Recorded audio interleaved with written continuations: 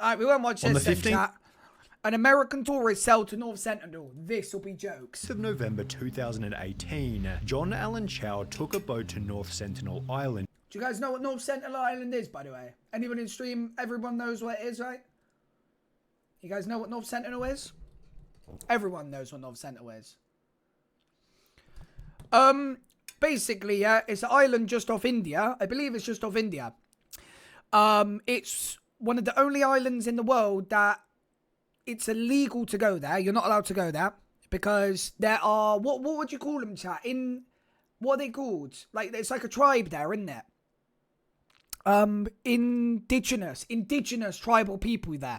So long story short, these people here on North Sentinel Island have never ever, they don't know about like Earth and all of that. They don't know about civilization and all that lot. So it's illegal to go there. They're basically to be left alone. And expect. They don't know about anything, Josh. I don't know what they think because no one's actually spoken to them. But basically, human civilization have never been there and had a discussion with them, you know?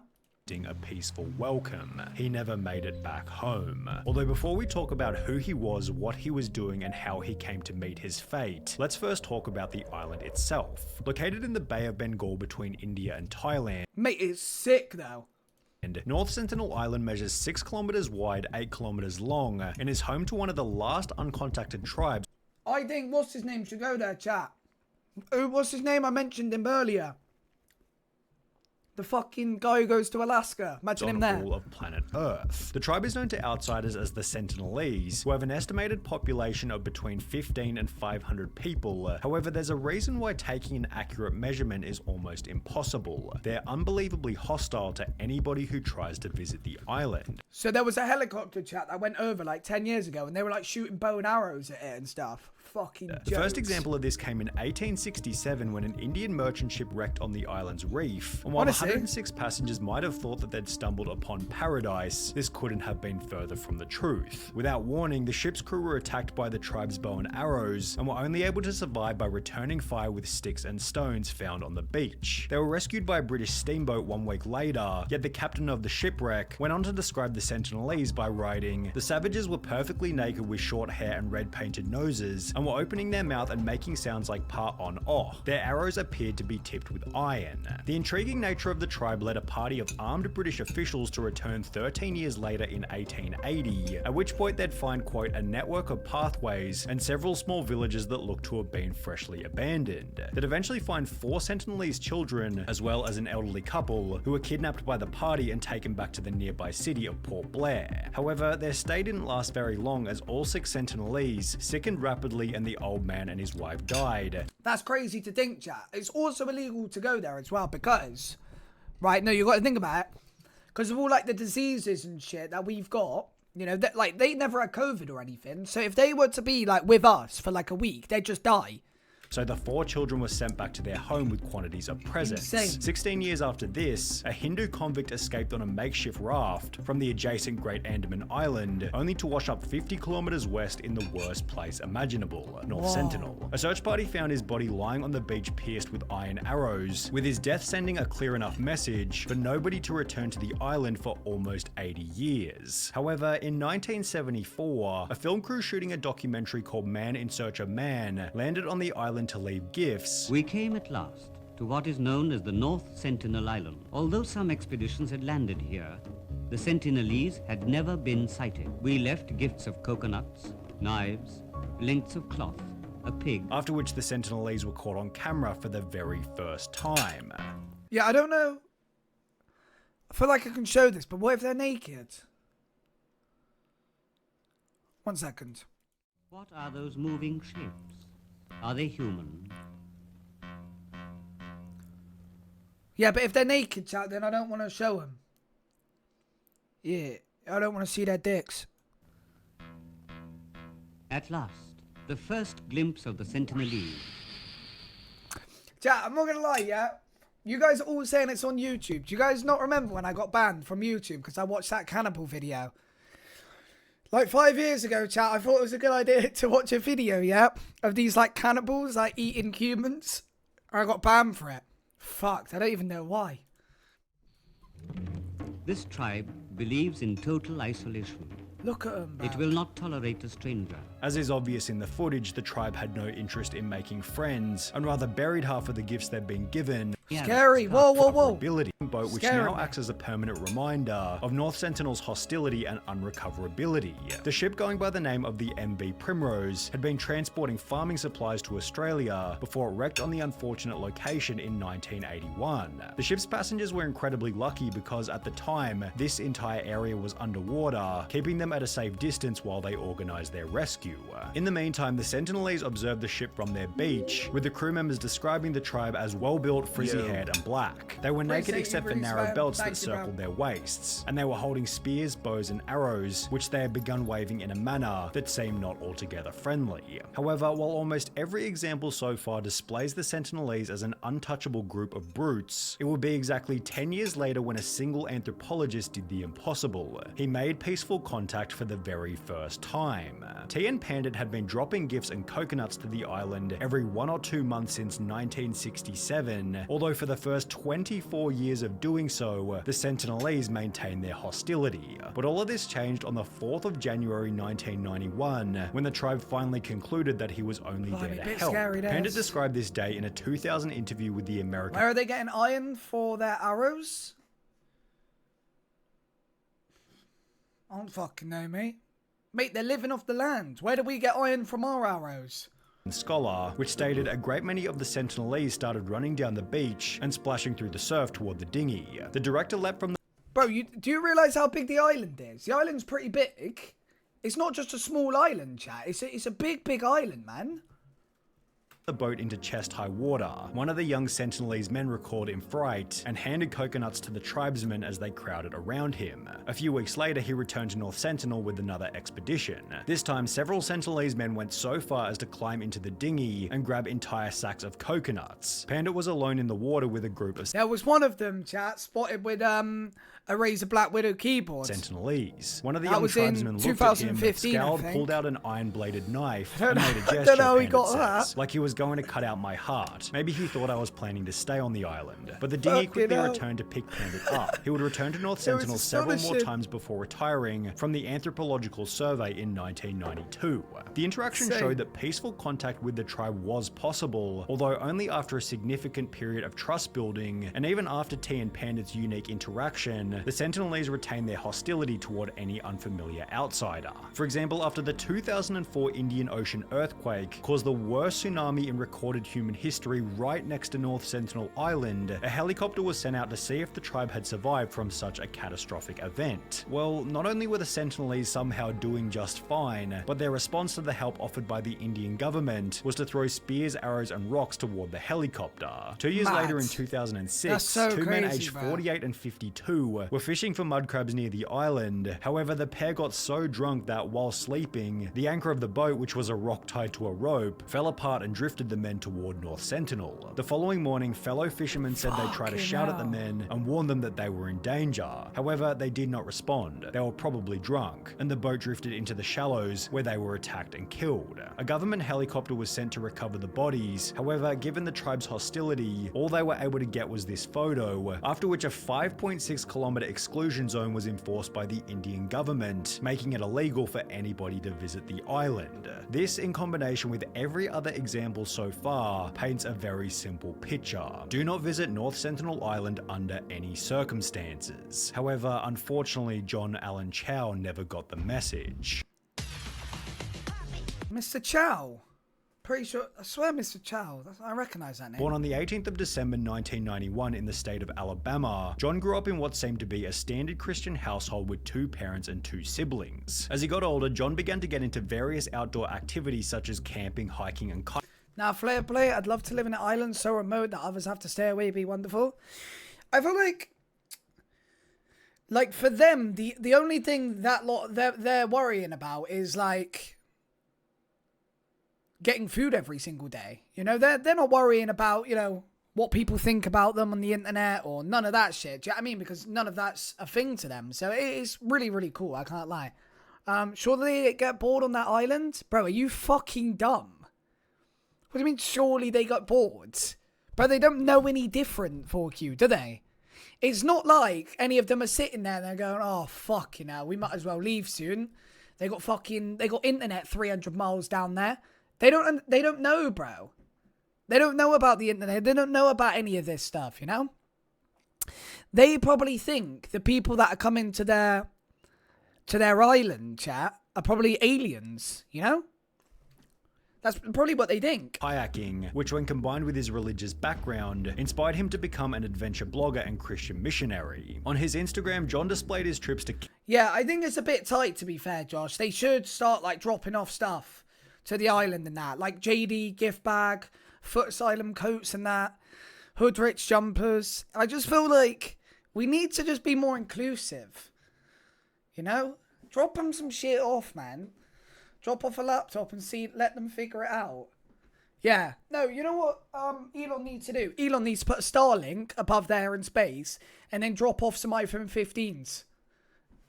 Countless different countries, including Mexico, South Africa, and Canada, each of which being documented on his Rugged Trail website. However, there was one location that John had his sights set on, which would make all the others seem... Bro, why are you man sitting dropping some C4s? Like, I don't know how many tribes there are. There's probably a load of tribes that have still never been contacted by humans. I know there's some in that Amazon rainforest, definitely. There's definitely some in Asia as well. But yeah, man. They don't need any of this shit, chat. Leave them alone. Significant. North Sentinel. He'd grown obsessed with the idea of visiting the island during his previous trip to the Andamans in 2016, and judging from the quotes he posted to his Facebook, John seemed to have been inspired by another missionary named Jim Elliot, who was killed in the 50s whilst preaching to a native tribe in Ecuador. Wow. Although, according to the head of the mission he was working for, John was significantly more prepared. All Chow's decisions, including his studies of sports science and training and working as a wilderness emergency medical technician, and classes he took in linguistics and cultural anthropology, were in preparation to share Jesus with the North Sentinelese. He was very well prepared for this moment. On the 21st of October 2018, John posted this image to social media, showing that he was back in the nearby city of Port Blair, where unbeknownst to his family... There's 574 tribes, chat, that are unreached by human civilization. That's sick as fuck, mate. That's super, super cool, bro. Let's see. Where are they? Family, he was planning his trip to what he called Satan's last stronghold, aka North Sentinel Island. Oh wait, there's more than 5,000. On the 15th of November chat. 2018, only 25 days after landing back in the Andamans, John began a journal to document his trip to North Sentinel, with his first entry stating that a group of fishermen had agreed to take him to the island illegally. I met last night with the fishermen who were all believers and agreed to drop me off. Jonathan won't be accompanying me as they will be at sea doing their regular fishing maneuvers to avoid raising suspicion, and there is a high chance that they get checked by the Indian Coast Guard. The meeting went well. I trust them, though I'm the only English speaker, so there's quite a language gap, and I'm relying on the Holy Spirit to direct us. The drop zone was pointed out on the map as being a cove on the southwest of the island, and I depart in 3 or so hours. God, I thank you for choosing me before I was even formed in my mother's womb to be your messenger for your great news to the people of North Sentinel Island. John then explained his plan for first contact by stating, the plan is to link up with the crew tonight and depart tonight, arriving at the shore around 4 AM. From there, we made progressive contact with fish as gifts over the next few days and then send me off. We might even send a kayak laden with gifts towards shore. The following day, John explained that his trip to the island went as planned by writing, at 4:30 we entered the cove on the western shore, which was... They probably have had a bacon butty. Pazedke, they probably think, you know, it's a shame we've never eaten humans, you know? And it's a good way to look at it, man. Like, you've also got to think as well, like, all the North Sentinelese, they're all inbred as well. They've got to be. So they're like shagging their brothers, shagging their dads and that. It's fucking not good, but it's interesting. Was followed by his first attempt at contact approximately 4 Georgia? hours later. Around 8:30 I got 2 large fish, around 15 pounds it felt like. I put them on top of the kayak and began rowing. 2 armed Sentinelese came rushing out yelling at me. They had 2 arrows each unstrung until they got closer. I hollered, my name is John. I love you and Jesus loves you. Jesus Christ gave me the authority to come to you. I regret I began to panic slightly as I saw them string arrows in their bows. I picked up the half tuna and threw it toward them. They kept coming. I backpaddled facing them, and then when they got the fish, I turned and paddled like I never have in my life back to the boat. I felt some fear, but mainly was disappointed they didn't accept me right away. Do I reckon some people on North Sentinel are gay? Definitely not, bro. I can now say I've been nearly shot by the Sentinelese, and I've walked on and cached gear on their island. Now I'm resting on the boat. They probably and we'll don't even try know what that again is. later. John escaped his first encounter unharmed. However, as mentioned in the previous entry, he planned on returning for a second encounter, which miraculously he'd survive once again. I waited my kayak toward the hut I'd been chased from on initial contact. Sure enough, as I got there, I heard the whoops and shouts from the hut. I made sure to stay out of arrow range, but unfortunately that meant I was also out of good hearing range. So I got a little closer, and as they, about 6 from what I could see, yelled at me, I tried to parrot their words back to them. They burst. Jack, if you were to go to North Sentinel, what's one thing you'd give to the North Sentinelese people to show your appreciation for them? I'm trying to think what I'd show them. I'd probably say, let me think. I need something good that they're going to be gassed. Mackey's Chicken Selects, yeah, fair. Oh, I know. Mac and cheese. They'd love mac and cheese. Give them some mac and cheese. A Mackey's Coke, a hand job. Bro said some deodorant. A stream deck. What? Nah, I'd probably give them some sneak energy. They'd be fucked. Imagine that, chat. A bit of caffeine. They'd be going mental. Lemon and lime crystal bar. That would be class. Lemon and lime crystal bar. They'd be fucked. You should make YouTube videos reacting to shit like that. It's too funny. Burst out laughing most Fuck those, of the time. So they snus. Oh, yeah. Talking about snus. I need to do one. I'll do a snus in a minute for the indigenous people. probably were saying bad words or insulting me. I yelled some phrases and sang them some worship songs and hymns, and they would often fall silent after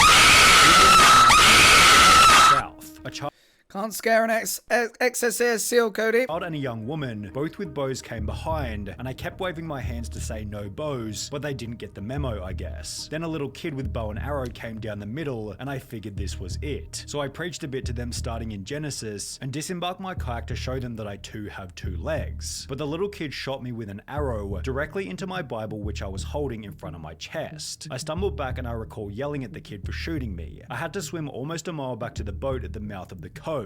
The plan now is to rest and sleep on the boat. By this point, John already had an unbelievable story for the ages. He had gone to the island, survived his first day, returned on a second day, was shot by the Sentinelese point blank, but lived to tell the tale after the pages in his Bible decided to spare his life. However, as the journal entries continued, it became obvious that John was happy for his legacy to be the guy who died trying to preach his religion to the tribe. Lord, let your will be done. If you want me to get actually shot or even killed with an arrow, then so be it. I think I could be more useful alive though, but to you, God, I give all the glory of whatever happened. He needs to work on his handwriting. Well, he's dead now, Alf, so that is one thing I would say. You know, he's done good work, but, you know, at least work on something, mate. I don't want to die. Work on your Would it be writing, wiser buddy. to leave and let someone else continue? No, I don't think so. I still could make it back to the US somehow, as it almost seems like certain death to stay here. Yet there is evidence of change in just 2 encounters in a single day. We'll try again tomorrow. The following day, John wrote his final entry in the journal, beginning with, woke up after a fairly restless sleep, heading to island now. I hope this isn't my last notes, but if it is, to God be the glory, before going on to write a goodbye message to his family reading,